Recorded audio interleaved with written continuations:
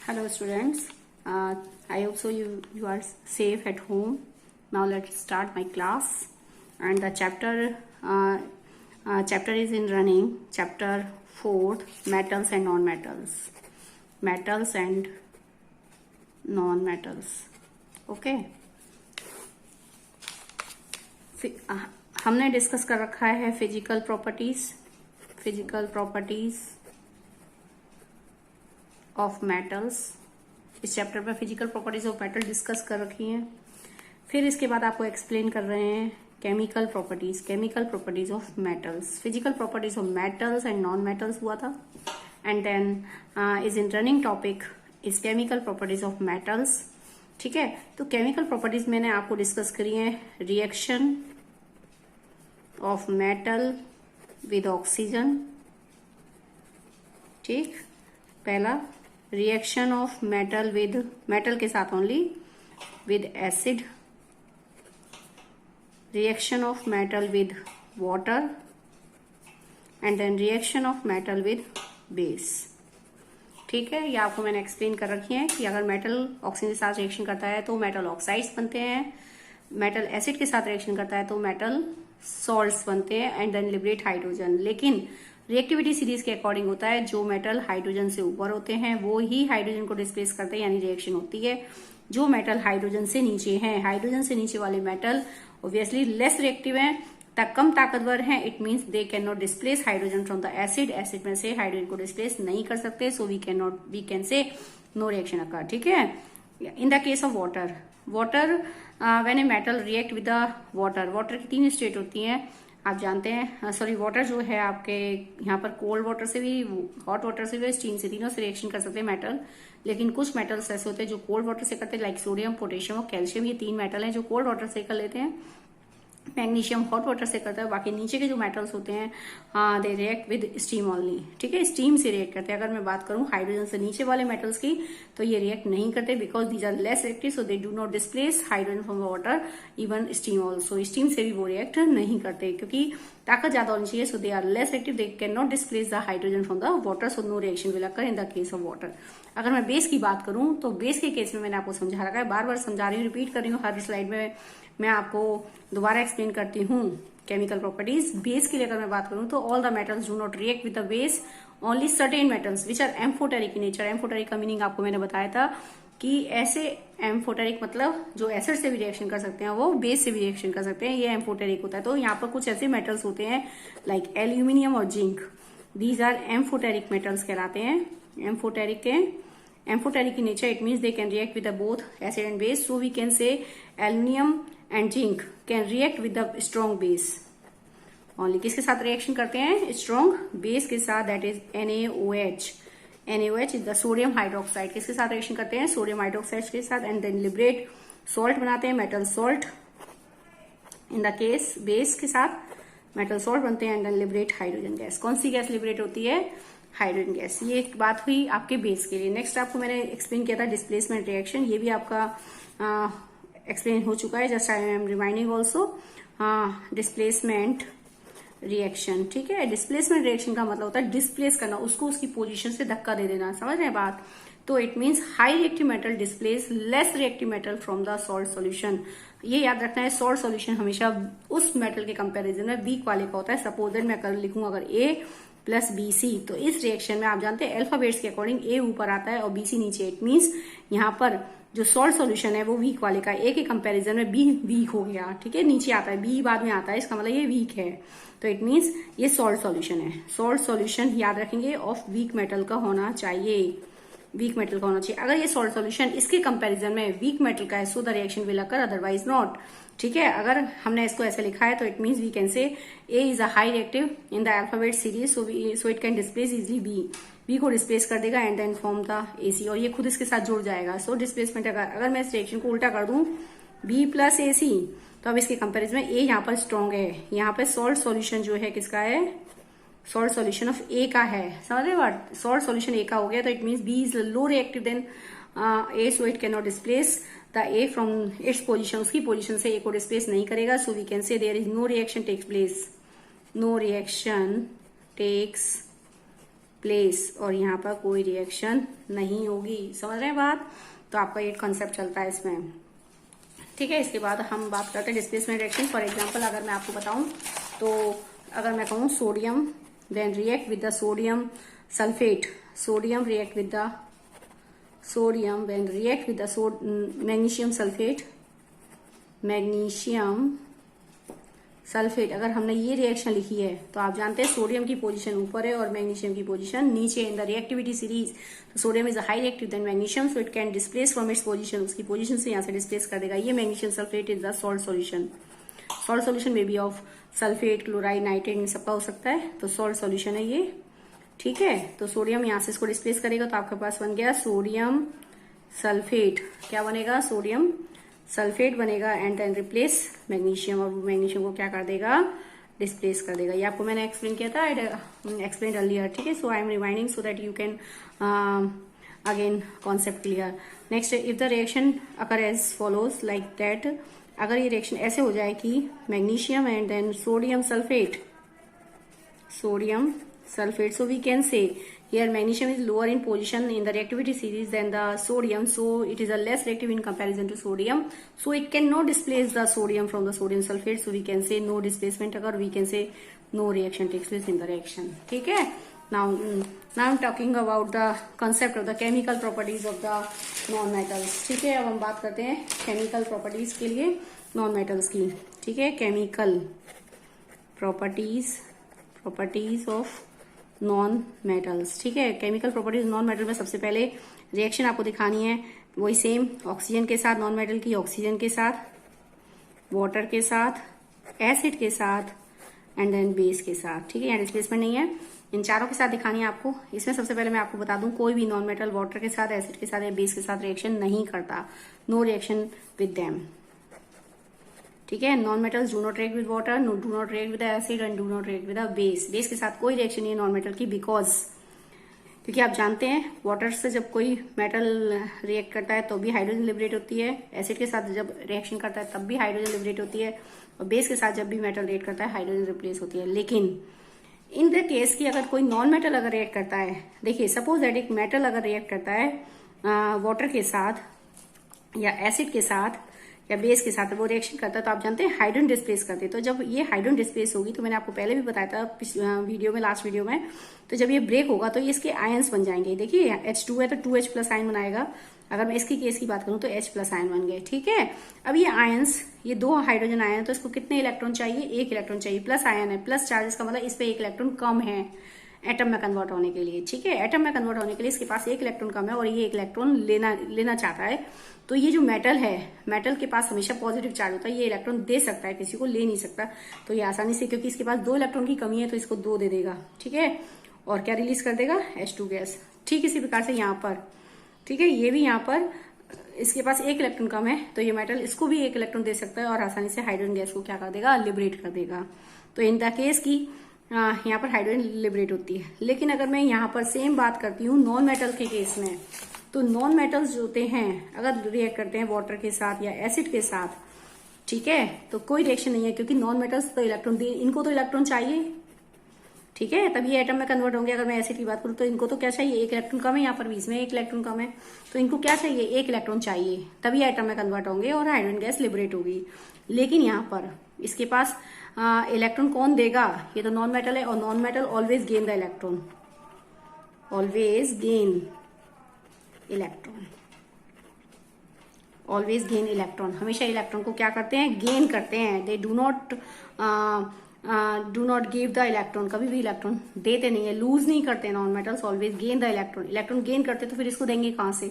और जब इसको देंगे नहीं तो वो एटम में कन्वर्ट नहीं होगा, यानी हाइड्रोजन लिबरेट नहीं होगी। So we can say non metal do not react with acid, क्योंकि यहाँ पे नॉन मेटल्स क्या करते हैं? गेन करता है इलेक्ट्रॉन। नॉन मेटल्स हमेशा इलेक्ट्रॉन्स को गेन करते हैं, तो अगर जब गेन करेंगे तो इसको इलेक्ट्रॉन नहीं देंगे, हाइड्रोजन जो आयन है इनको इलेक्ट्रॉन नहीं मिलेगा, इलेक्ट्रॉन नहीं मिलेगा तो ये एटम में कन्वर्ट नहीं होगा। So the replacement of the liberation of the hydrogen not occur. तो यहाँ पे जो लिबरेशन है हाइड्रोजन गैस का, जो लिबरेशन है हाइड्रोजन गैस जो रिलीज होती है वो नहीं निकलेगी। So we can say non metal do not react with the water, base और एसिड, इनके साथ रिएक्शन नहीं करते। Now next talking about the reaction of, अब हम बात करते हैं reaction of non metals.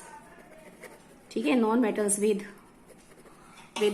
Reaction of non metals with आपके ऑक्सीजन के साथ। ठीक है, ऑक्सीजन के साथ जरा ध्यान से देखेंगे, जब एक नॉन मेटल ऑक्सीजन के साथ, ये नॉन मेटल एनएम लिखा है मैंने शॉर्ट में, नॉन मेटल अगर ऑक्सीजन के साथ रिएक्शन करता है तो नॉन मेटल ऑक्साइड्स बनते हैं। जैसे मेटल ऑक्सीजन के साथ रिएक्शन करता है तो मेटल ऑक्साइड्स बनते हैं, नॉन मेटल अगर ऑक्सीजन के साथ रिएक्शन करता है तो नॉन मेटल ऑक्साइड्स बनते हैं। ठीक है, ऑक्साइड्स बनते हैं। ये ऑक्साइड्स जो होते हैं इनकी दो टाइप की नेचर होती है, एसिडिक भी हो सकती है और न्यूट्रल भी हो सकती है। ठीक है, एसिडिक ऑक्साइड भी बन सकते हैं, न्यूट्रल भी ऑक्साइड्स बन सकते हैं, लेकिन most of the non metal oxides are acidic in nature.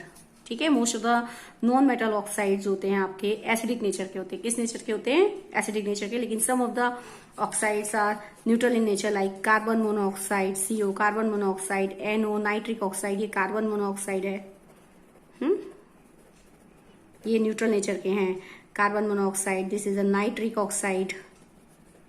ठीक है, oxide of nitrogen, this is oxide of carbon, this is the N2O, ये ऑक्साइड ऑफ नाइट्रोजन, ये भी इसे कहते हैं नाइट्रस ऑक्साइड, नाइट्रस ऑक्साइड। ठीक है, and water also, and hydrogen oxide, water H2O, all these are neutral in nature. समझ रहे हैं बात? मैंने क्या कहा, नॉन मेटल जब ऑक्सीजन के साथ रिएक्शन करता है तो क्या बनते हैं? नॉन मेटल ऑक्साइड्स बनते हैं। ठीक है, non metal oxides have two in nature, acidic और न्यूट्रल, दोनों ही नेचर के होते हैं। एसिडिक है, अगर एसिडिक ऑक्साइड होगा तो क्या करेगा, देखेंगे। एसिडिक अगर ऑक्साइड है तो इन द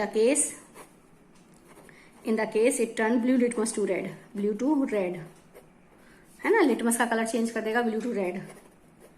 ठीक है, और अगर न्यूट्रल ऑक्साइड है, no change in the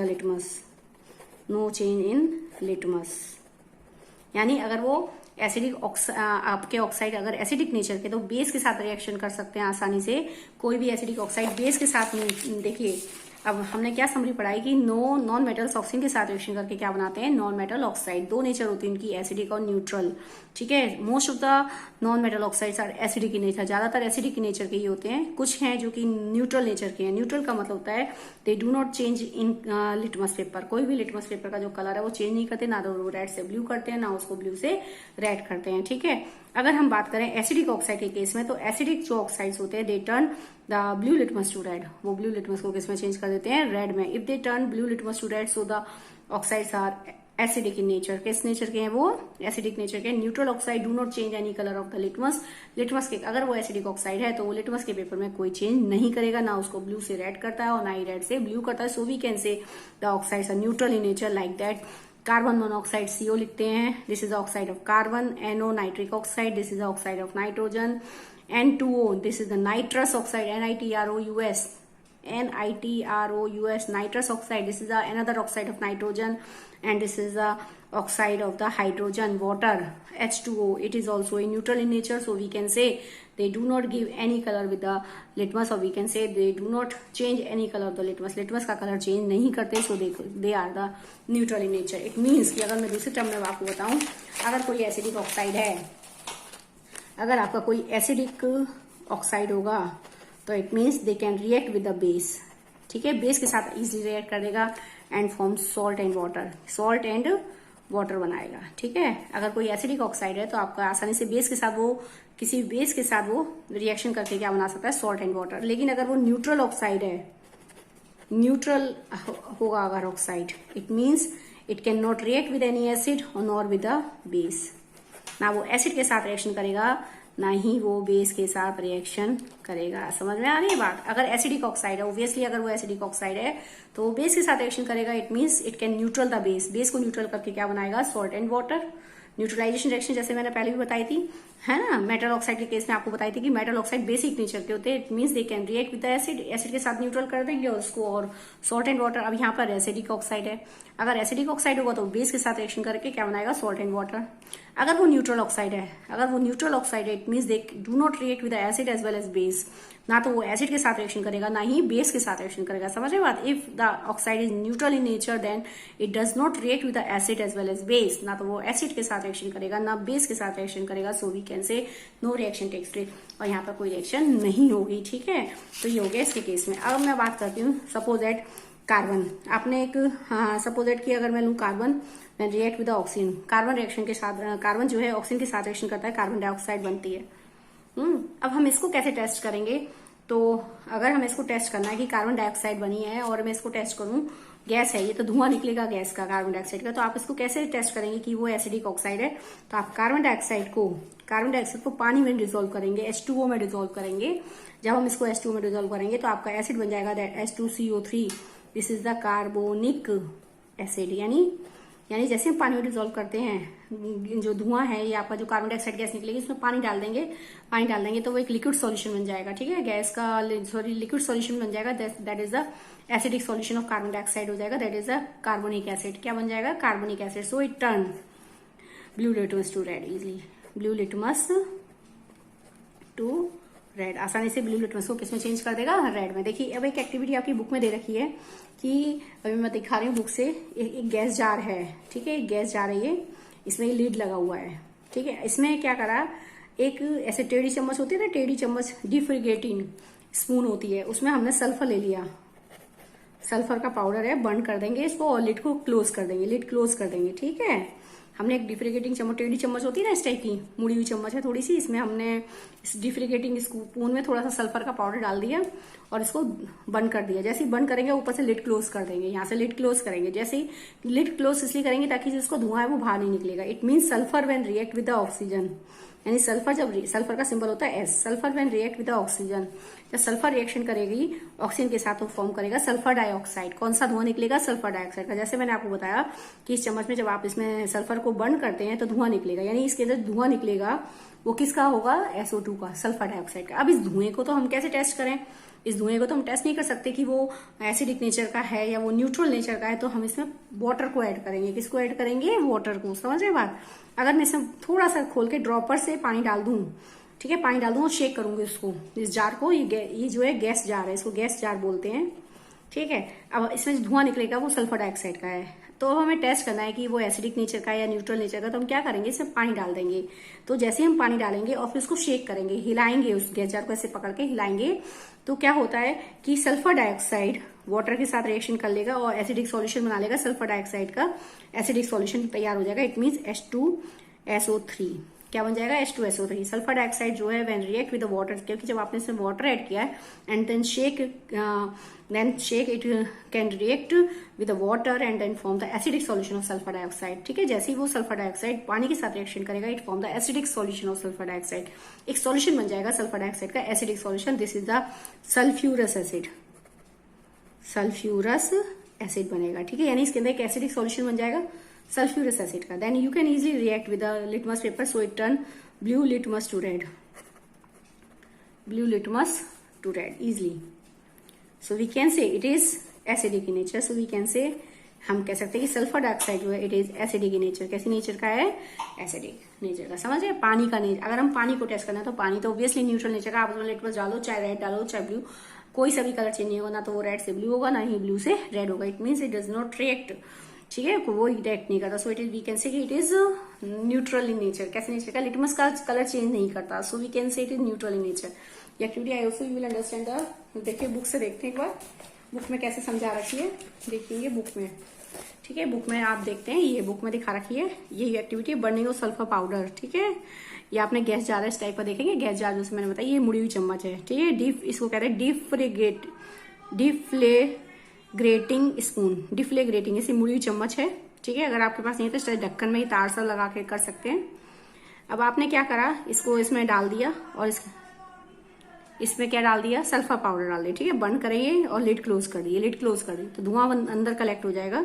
end then you put, जब ये पूरा बर्न हो जाएगा, then you put some of the water from the dropper से ऐड करेंगे। Then the smoke of sulphur dioxide then react with the, जो है react with the water and then form the liquid solution, एक liquid solution तैयार कर लेगा। ठीक है, यहाँ पे जो सॉल्यूशन निकाल रहा है इसमें से, ये सल्फ्यूरस एसिड का हो गया H2SO3। ठीक, और अब आप इसमें लिटमस डाल कर देखते हैं, it turns blue litmus to red. वो लिटमस को किसमें चेंज कर देगा? रेड में। So we can say it is, nature is acidic, और उसकी नेचर क्या है आपकी? एसिडिक नेचर की है। ठीक है, देख रहे हैं आप, रिएक्शन दिखा रखी है सल्फर डाइऑक्साइड की वाटर के साथ रिएक्शन करने पर क्या बनता है sulphurous acid, this is the H2SO3। सो sulphurous acid turn blue litmus to red and oxide of non-metals are acidic in nature, so we can find easily that oxide of non-metals are acidic in nature, acidic nature के होते हैं। ठीक है, now next concept is that आपका ये हो गया।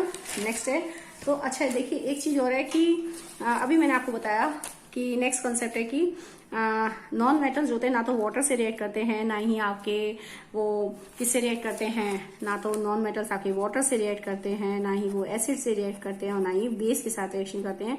सो we can say कि क्योंकि हाइड्रोजन डिस्प्लेस नहीं होती इस केस में, because the non metals are only gain the electron, they do not lose electron. ठीक है, इलेक्ट्रॉन लूज नहीं करते, तो हाइड्रोजन डिस्प्लेस नहीं होगा। तो हम क्या करते हैं, एक नॉन मेटल एलिमेंट होता है फॉस्फोरस। ठीक है, phosphorus kept in water, kept in water.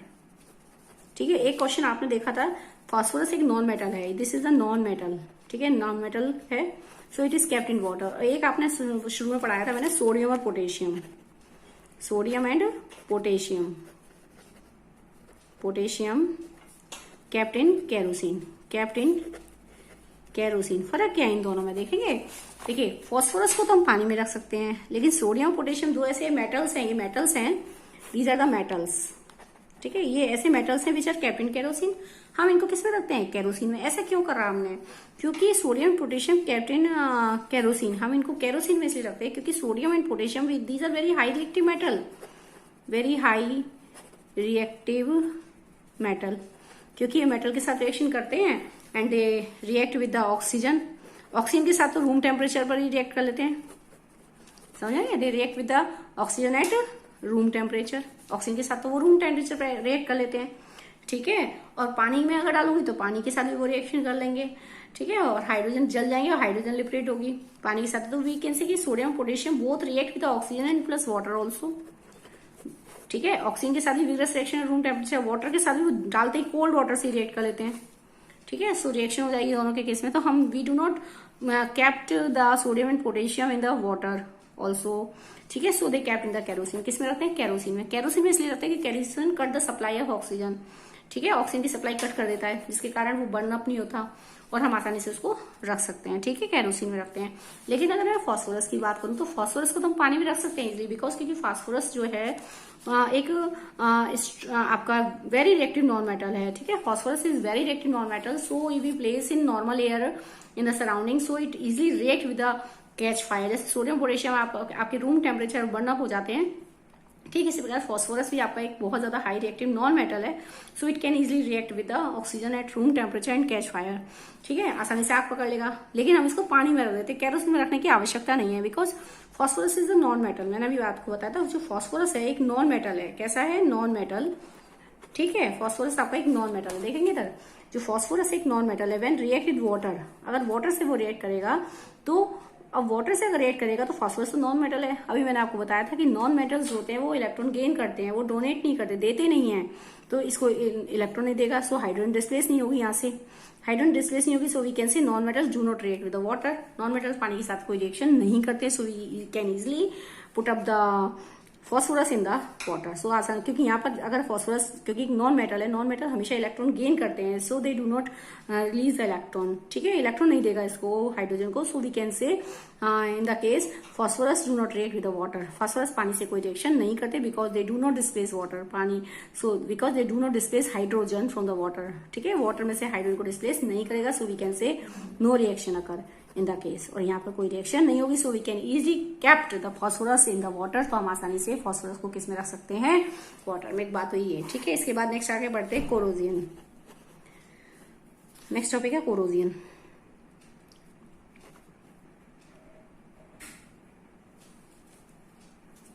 Next concept is that corrosion. ठीक है, आगे देखते हैं नेक्स्ट।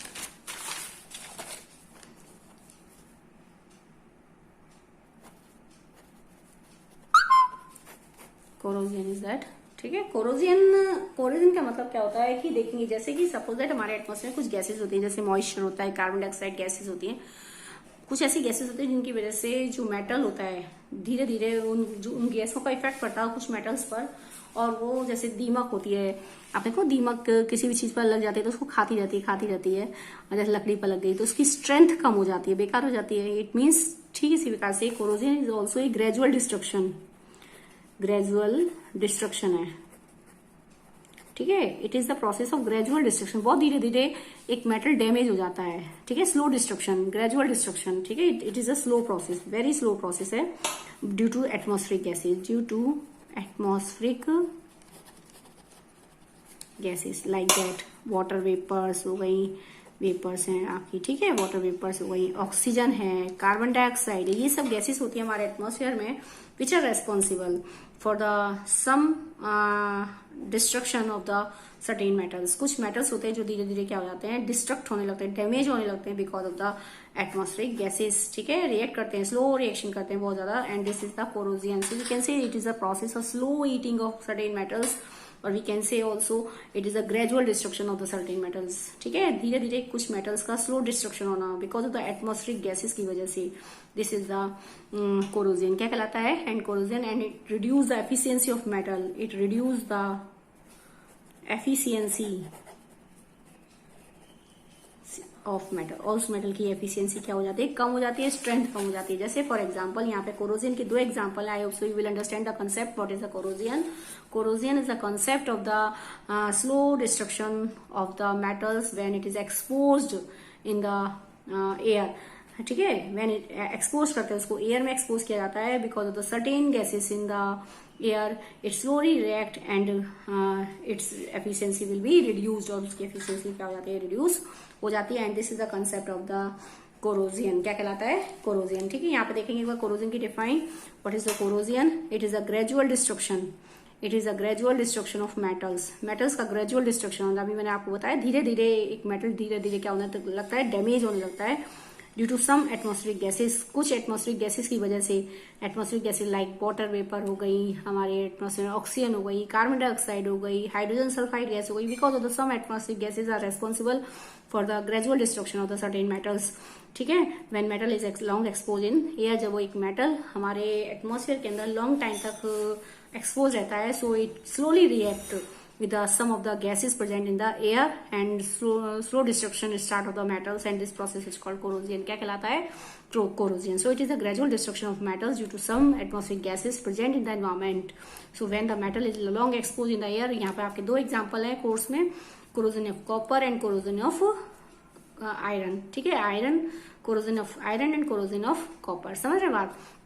अब कोरोजन ऑफ आयरन को अगर मैं आपको बताऊं तो आयरन, कोरोजन ऑफ आयरन आपने देखा हो लोहे पर जंग लग जाती है, अगर हम लोहे पर पेंट ना करें, अगर हम उस पर कोई पॉलिश ना करें, ठीक है, ग्रीस ना करें, तो धीरे धीरे उस पर जंग लगने लग जाएगी। It means when the iron is long expose in the air, जब हम आयरन हमारा जो बहुत ज्यादा लॉन्ग एक्सपोज रहता है एयर के अंदर, इधर देखेंगे, when iron is long expose in the air, iron is, ठीक है, कोरोजन ऑफ आयरन समझा रही हूँ, कोरोजन ऑफ आयरन, ठीक है। Corrosion of iron is also called rusting of iron, इस प्रोसेस को हम रस्टिंग कहते हैं, रस्टिंग ऑफ आयरन, आयरन की रस्टिंग नाम सुना होगा सबने, इसको हिंदी में कहते हैं हम लोहे पर जंग लगना, जंग लगना, ठीक है, हिंदी में हम इसको कहते हैं जंग, ठीक है, जंग लग जाती है लोहे पर।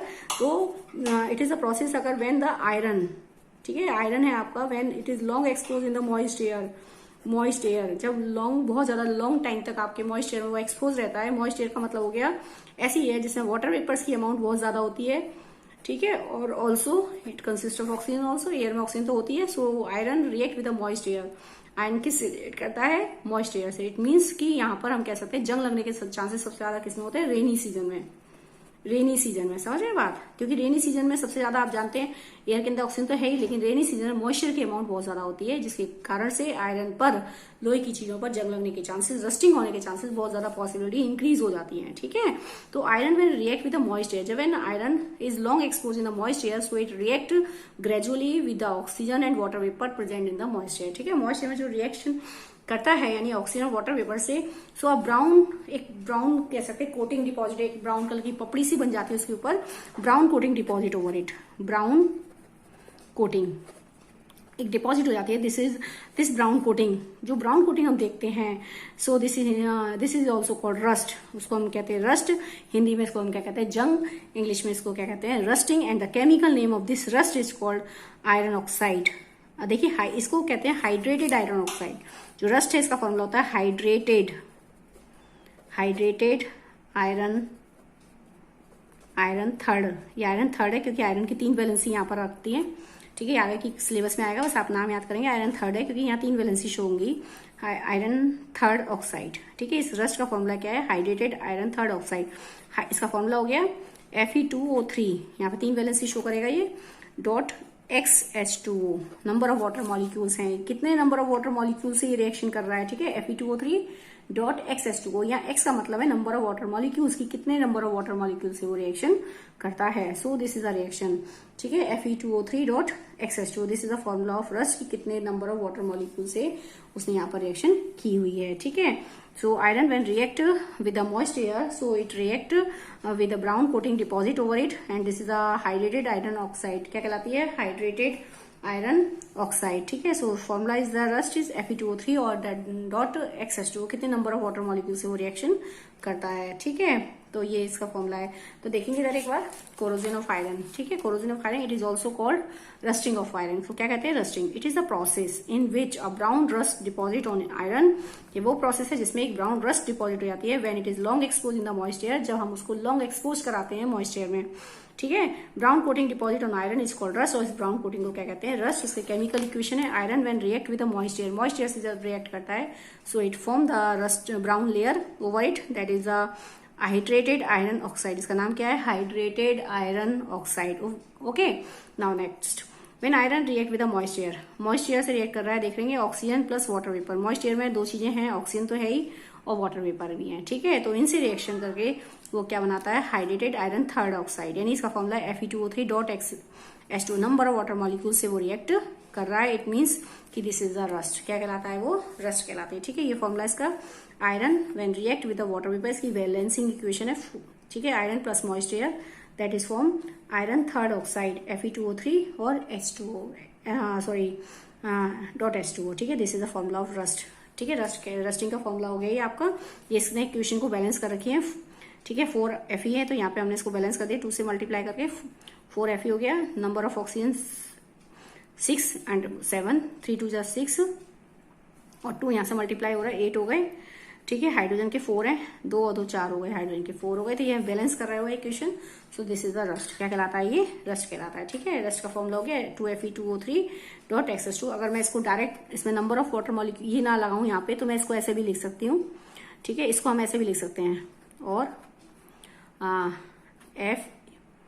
Fe2O3 dot XH2 number of water molecules हैं यहाँ पर। तो मुझे यहाँ पे बैलेंस नहीं करूंगी, अगर मैं यहाँ बैलेंस नहीं करती तो मैं डायरेक्ट ये फॉर्मूला लिखूंगी Fe2O3 डॉट XH2। XH2 का मतलब नंबर ऑफ वाटर मॉलिक्यूल की, वो कितने वाटर मॉलिक्यूल से रिएक्शन हो रही है, ठीक है। यहाँ पर मैंने बैलेंस कर रखी है, इसलिए यहाँ पे X हटा रखा है, समझ रहे बात। आयरन की मॉइस्चर से रिएक्शन कराना तो हाइड्रेटेड आयरन थर्ड ऑक्साइड बनेगा, देन आयरन व्हेन रिएक्ट, तो ये बैलेंसिंग है, बैलेंस हो रही है, तो आपका फॉर्मूला हो गया Fe2O3 डॉट H2O, क्योंकि यहाँ बैलेंस कर रहा है। लेकिन अगर मान लो मैं बैलेंसिंग ना करूँ और डायरेक्ट लिख दूं कि iron when react with moist air form rust, तो हम डायरेक्ट फॉर्मूला पुट करेंगे रस्ट का Fe2O3 dot XH2। So this is the concept. Now next corrosion of copper, अब आपका कॉन्सेप्ट है कोरोजन ऑफ कॉपर। देखिए अब कोरोजन ऑफ कॉपर क्या कहता है कि कॉपर ऑल्सो रिएक्ट, देखिए अगर copper when expose in the moist air, when copper is also expose in the moist air, then it react with certain gases like water vapour, ये तो है ही आपके, प्लस ऑक्सीजन, ऑक्सीजन से react करता है, एंड कार्बन डाइऑक्साइड ऑल्सो, ठीक है।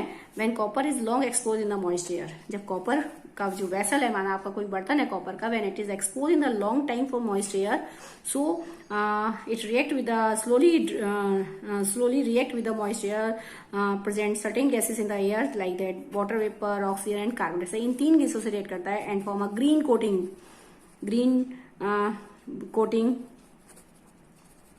डिपॉजिट हो जाती है, इसके ऊपर एक ग्रीन कोटिंग डिपॉजिट हो जाती है।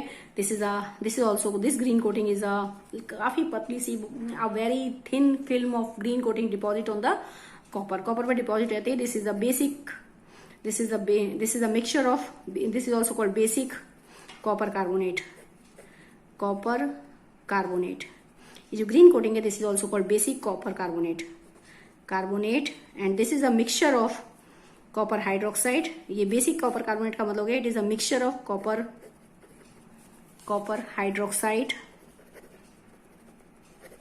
प्लस कॉपर कार्बोनेट, ठीक है, copper carbonate. This is a mixture of basic copper carbonate, यानी जो ग्रीन कोटिंग डिपॉजिट हो रही है कॉपर पर, when the copper is expose for long time in the moist air it form the green coating over it, this is a basic copper carbonate. क्या कहलाती है? Basic copper carbonate. And this basic copper carbonate, this is a mixture of copper hydroxide and copper carbonate, and this is also called CuOH whole twice plus CuCO3। ठीक है, ये है basic copper carbonate कहलाती है। So this is the green coating deposit over the copper. So this is also called आपका corrosion of copper. देखेंगे the what is the corrosion of copper in this process when a copper metal is expose to air. जब एक copper metal हम long time तक expose करते हैं air में for long time, it reacts with oxygen. किससे react करता है ये? ऑक्सीजन के साथ। And form the react with oxygen, carbon dioxide and moisture, इन सब से रिएक्ट करके present the air acquires a dull green coating over it. एक डल ग्रीन कलर की कोटिंग इसके ऊपर डिपॉजिट हो जाती है। This green coating is a mixture of copper hydroxide and copper carbonate. वो ग्रीन कोटिंग किसका मिक्सचर होती है? Copper hydroxide and copper carbonate. Reaction देखेंगे, copper when react with the moist air, copper किससे रिएक्ट कर रहा है? मॉइस्ट एयर से, प्लस कार्बन डाइऑक्साइड ऑल्सो किससे रिएक्ट करता है? Carbon dioxide. So it form the green coating. Copper hydroxide and copper carbonate किसकी कोटिंग बनाता है? Copper hydroxide and copper carbonate. तो ये इसकी बैलेंसिंग इक्वेशन है 2Cu plus H2O plus O2 plus CO2। ठीक है, तो क्या बनाता है? CuOH whole twice plus CuCO3। ठीक है,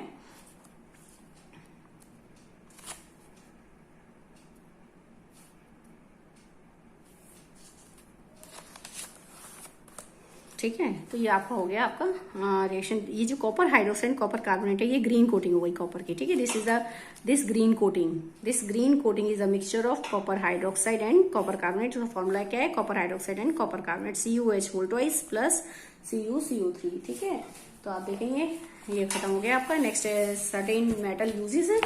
अब आप देखेंगे नेक्स्ट कॉन्सेप्ट इज दैट कि कैसे यूजेस ऑफ सर्टेन मेटल्स। अब टॉपिक है, लास्ट टॉपिक है आपकी बुक का, uses of metals and non metals. ठीक है, डिस्क्राइब कर दें एक बार यूजेस ऑफ मेटल्स की। मेटल आप जानते हैं मेटल कहाँ यूज होता है? जैसे आप कुकिंग यूटेंसिल्स बनाने में आते हैं, सारे घर के जो बर्तन होते हैं, आपके ऑर्नामेंट्स बने होते हैं, आपकी ज्वेलरीज बनी होती है, स्टैचूज बनी होती हैं। ठीक है, और आपके सारी जितनी भी आपकी जो हैं आप ज्वेलरी जो पहनते हैं वो यूज होती है। एरोप्लेन है, रिक्शा है, आपके ऑटोमोबाइल, सारे all type of automobiles made by the iron and also construction purpose also.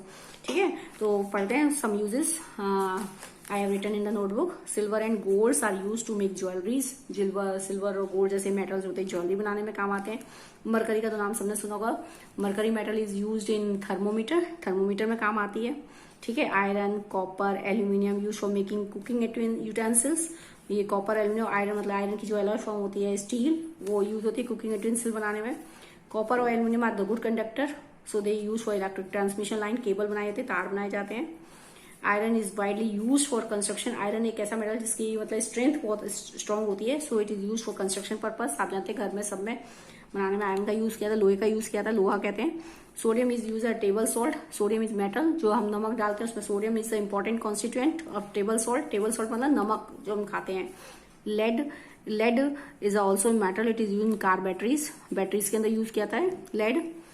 Fertiliser, several furniture are made from metal. बहुत सारे फर्नीचर आप जानते हैं सब में मेटल लगा होता है, डिफरेंट टाइप का आयरन वगैरह लगा होता है। मशीन एंड ऑटोमोबाइल्स और ऑल्सो मेड फ्रॉम मेटल्स। आपके जो मशीन्स हैं, ऑटोमोबाइल्स हैं, मशीन सारी जितनी भी बड़ी बड़ी मशीन होती हैं वो भी सब लोहे की, आयरन की बनी। तो ऑटोमोबाइल, रिक्शा हो गया, एरोप्लेन हो गया, ट्रेन हो गया, all these things are made by the metals. ये भी सब किससे बनी होती हैं? मेटल से। ठीक है, now next concept is that की यूजेस ऑफ नॉन मेटल्स। ठीक है, यूजेस ऑफ नॉन मेटल्स क्या होते हैं? अब कुछ ऐसे नॉन मेटल्स के यूजेस भी होते हैं, जैसे फॉर एग्जांपल मैं बात करूं ऑक्सीजन आप जानते हैं oxygen is a non metal, एक नॉन मेटल है that is use for breathing purpose, breathing में काम आता है। ठीक है, chlorine is also a non metal that is use for purifying the water. Chlorine is non metal, purifying पानी। Chlorine tablets जो होती है ना, वो पानी में जम्स को क्लियर कर देती हैं, पानी में जम्स को किल करने में काम आती है क्लोरीन टैबलेट्स। क्लोरीनेशन प्रोसेस में काम आती है, purifying water. Chlorination is the process to kill the harmful germs in the water by adding chlorine tablets. Chlorine tablets डालते हैं। Phosphorus is use in crackers, आपके पटाखे वगैरह होते हैं, मैच स्टिक होती है, उन सब में आपके यूज किया था फॉस्फोरस, नॉन मेटल है। Nitrogen is use in fertiliser. आप जानते हैं फर्टिलिटी, सॉइल की फर्टिलिटी को इम्प्रूव करने के लिए सबसे मेजर रोल किसका है यहाँ पे? नाइट्रोजन का। ठीक है, क्योंकि नाइट्रोजन की मदद से प्रोटीन, विटामिन, बहुत सारे कॉन्स्टिट्यूएंट्स होते हैं जो बनते हैं। तो nitrogen is important constituent of fertilisers बनाए जाते हैं।